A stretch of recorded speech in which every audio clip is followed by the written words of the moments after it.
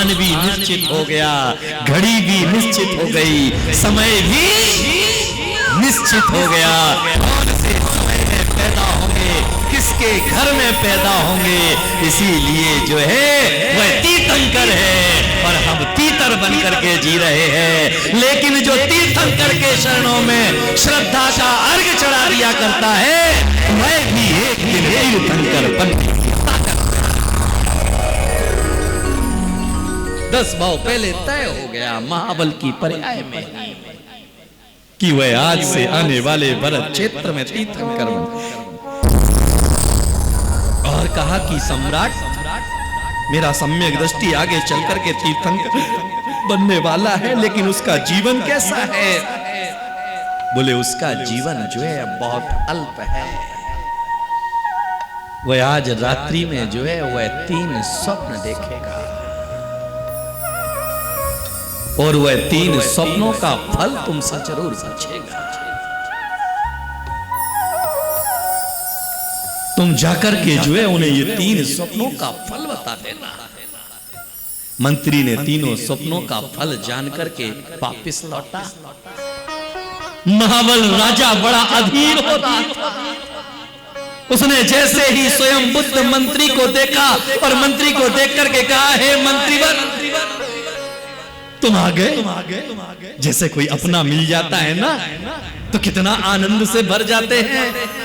अपना जिन्हें 4 दिन से देखा ना हो, जिन्हें दिन में 4 बार देखते हो और वह 4 दिन तक दिखाई ना दे, तो फिर जो है लगता है कि क्या होगा, कैसे होगा, क्या होगा, कैसे होगा, क्या हुआ, पता नहीं, क्यों नहीं, तबीयत तो ठीक है या नहीं है। महाबल राजा की भी वही मनोस्थिति थी।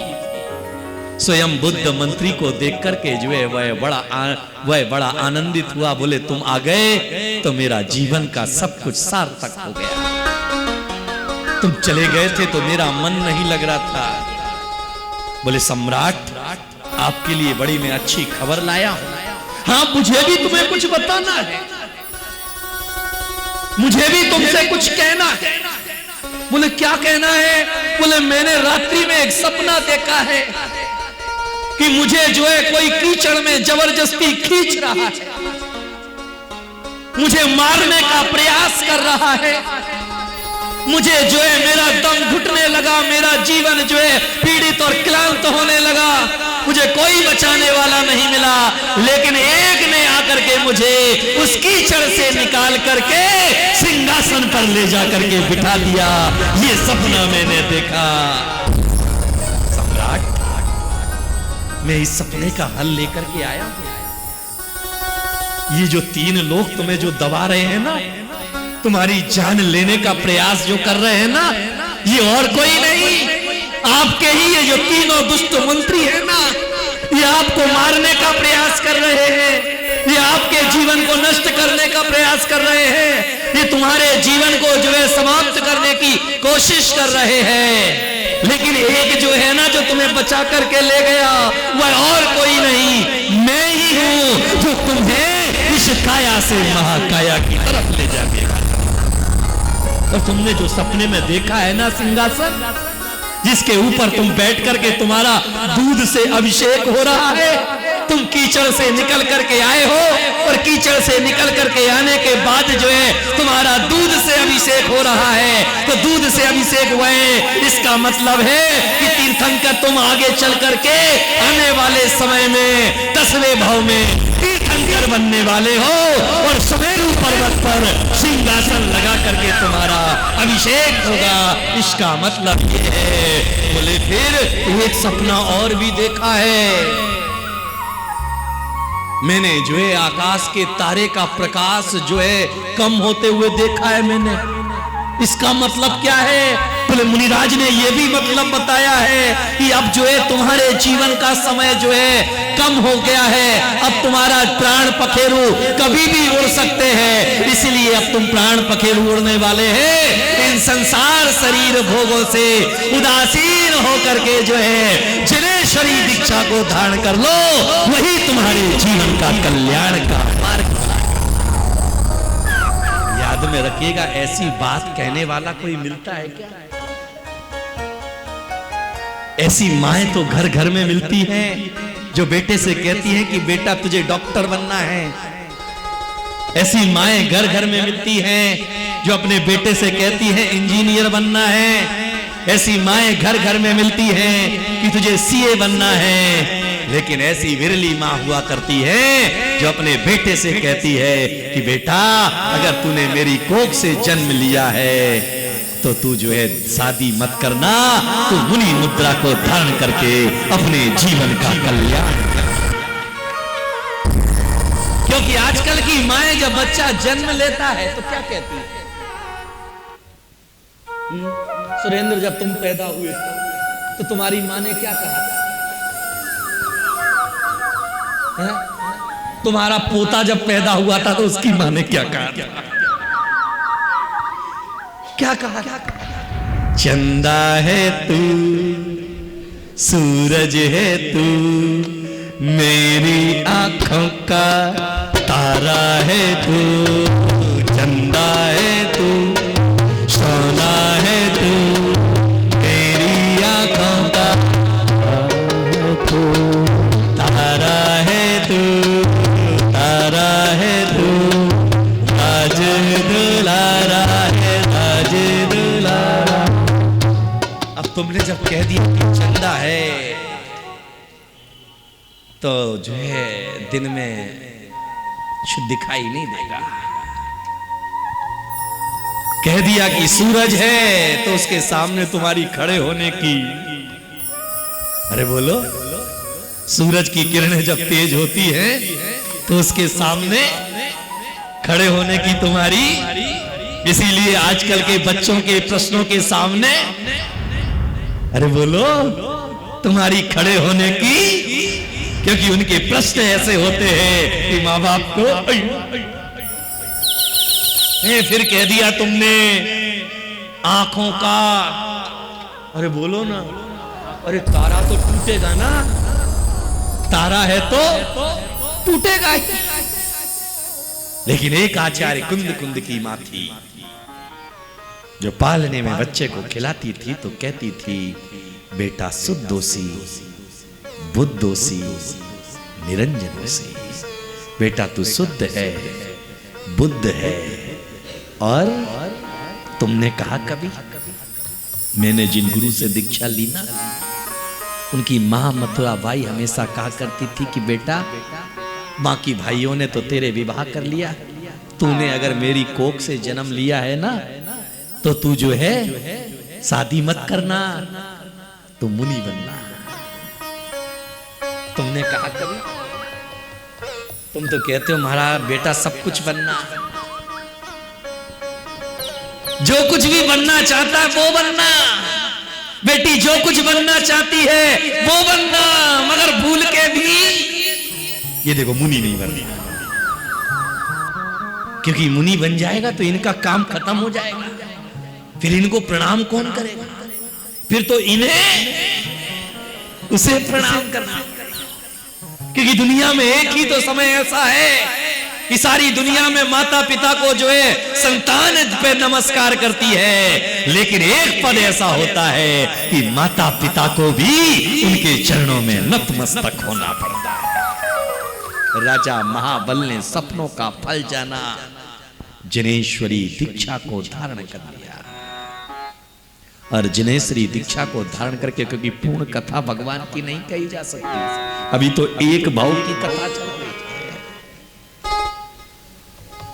10 भाव की कथा को पार करेंगे जब तो गर्भ में आएंगे, और मुझे नहीं लगता है कि आज वह कथा पूरी हो सकती है, क्योंकि आकाश में जितने तारे हैं ना, उससे अधिक भगवान के गुणों की कथा है। समुद्र में जितने रेत के कण हैं ना, उससे अधिक भगवान के गुणों की कथा है। सागर के पानी को एक बार नापा जा सकता है, लेकिन प्रभु के गुणों को नापा नहीं जा सकता है। आकाश की ऊंचाई एक बार नापी जा सकती है, लेकिन भगवान के कद की ऊंचाई कोई नाप नहीं सकता है।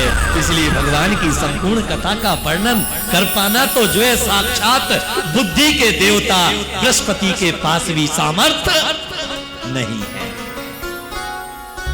उन्होंने जिनेश्वरी दीक्षा धारण कर ली और जिनेश्वरी दीक्षा धारण करके समाधि मरण पूर्वक प्राणों का विसर्जन किया और प्रमादि का विसर्जन करके जो है एहसान स्वर्ग में जाकर के देव बन गए।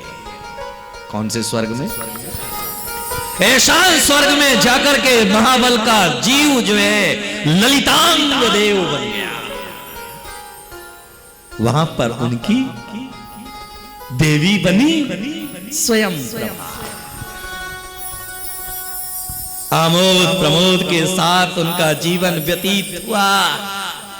सागरोपम की वहां पर आयु बिताने के बाद में वापिस जो है मध्य लोक पर आ गए और मध्य लोक पर आकर के पुंडरीका नगरी में राजा वज्रसेन की रानी श्रीकांत की कोख से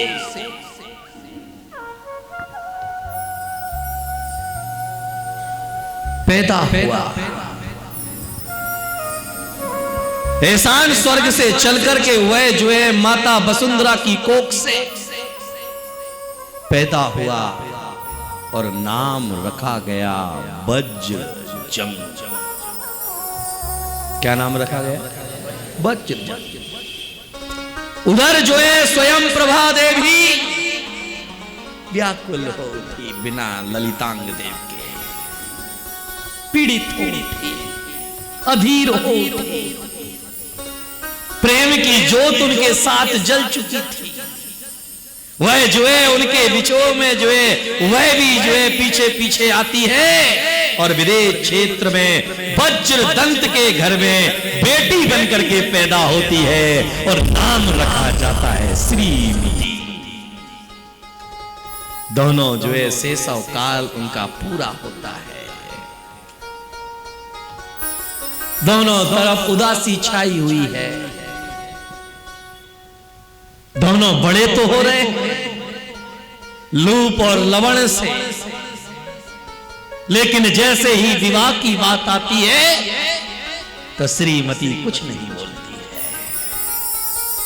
चिंतित दिखती है, व्याकुल दिखती है। इधर वज्र जंग का जीव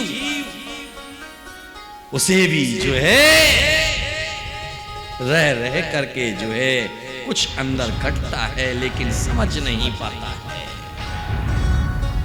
माता पिता परेशान हैं कि मेरी बेटी को हुआ क्या। सभी बड़े दुखी हैं लेकिन क्या करें, कोई उपचार भी तो नहीं, क्योंकि जो है प्रीत की डोर ऐसी ही होती है। क्योंकि जब प्रीत की डोर बंधती है ना तो रातों को नींद नहीं आती, दिल का चैन चला जाता है। ललितांग देव वहां से च्युत होकर के जो है नीचे पृथ्वी पर पहुंच तो गया, लेकिन अपनी देवी की उसे भी याद आती है। इधर जो है श्रीमती मन में विचार करती है कहां है, लेकिन जानती नहीं है कि कौन है।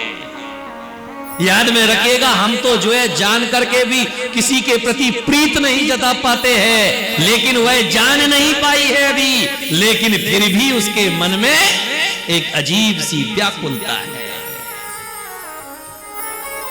लेकिन उस व्याकुलता को कहे तो कहे किससे? कर सुमिरन ललितांग का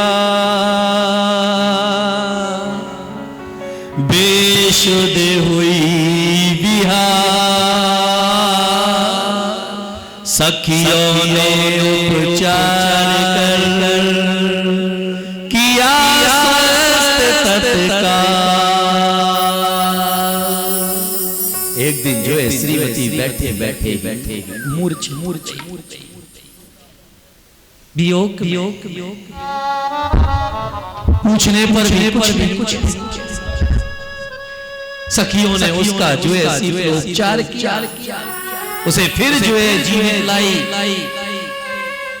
कारण पूछत मौन रहाई, मन ही मन अतिशय दिखलाई। कह न सकी निज प्रेम कहानी, हाथ दिए हाथ उठानी, हाथ दिए हाथ उठानी। मुख से उच्चारण करवानी, कारण कह न सकी निज प्रेम कहानी। एक दशा माता अतुलाई, एक दशा माता अतुलाई।